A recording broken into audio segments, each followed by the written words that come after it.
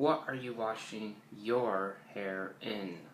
Chlorine is one of the things that some people forget that is damaging their hair.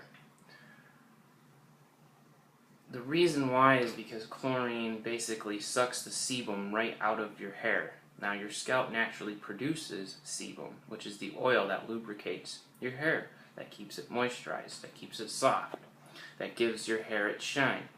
But when your hair comes into contact with chlorine through the tap water or swimming pools, what happens is the chlorine basically sucks the sebum right out of the hair, and it damages the hair follicles and the roots, and it makes your scalp very dry.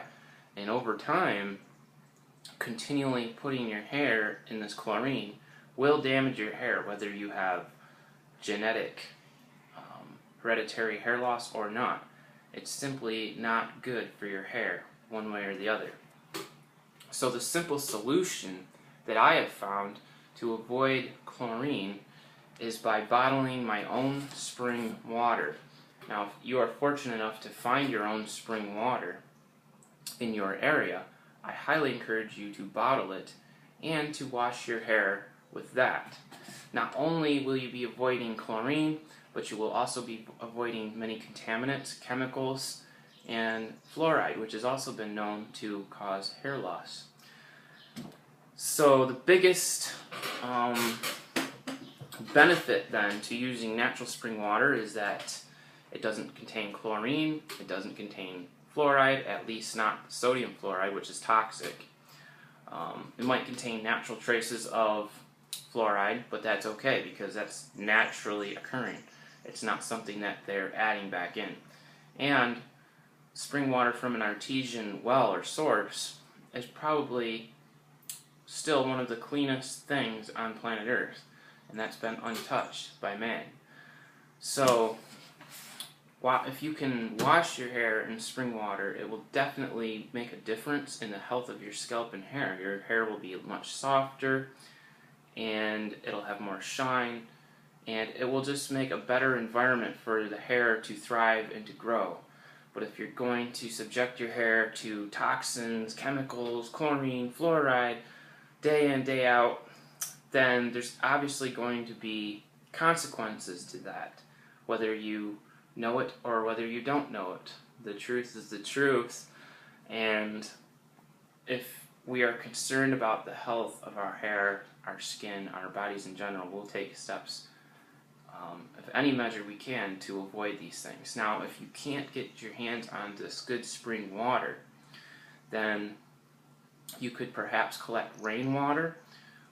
Rainwater has been great to wash your hair in because it'll leave your hair feeling very soft. It's very clean, and again, doesn't contain that fluoride or chlorine. Those are the two big things that you really want to avoid when washing your hair.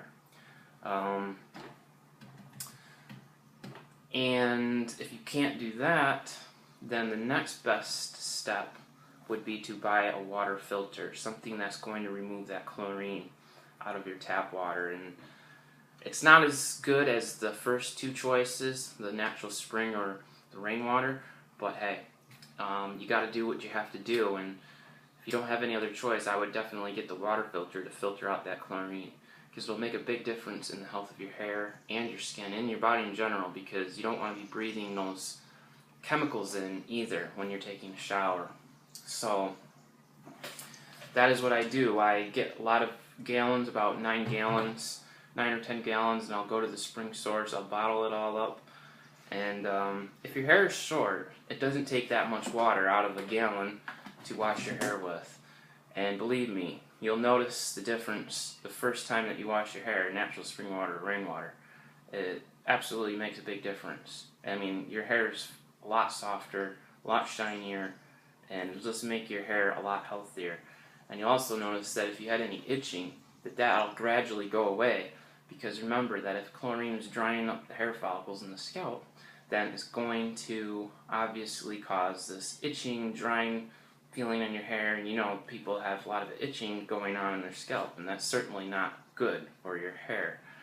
So I believe that by doing this, you're going to radically improve the condition or the environment of your scalp, which will thus, logically speaking, make a difference in your hair quality. I'm not saying it's a panacea or that it's going to cure your hair loss, but it'll certainly slow down the rate even if you're genetically doomed to lose your hair. And that's what this is all about. It's about taking steps that'll radically reduce the rate at which you're going to lose your hair. So hopefully you guys understand this and you take measures and steps now to avoid this chlorine and fluoride. So if you like this video, please like, favorite, and subscribe.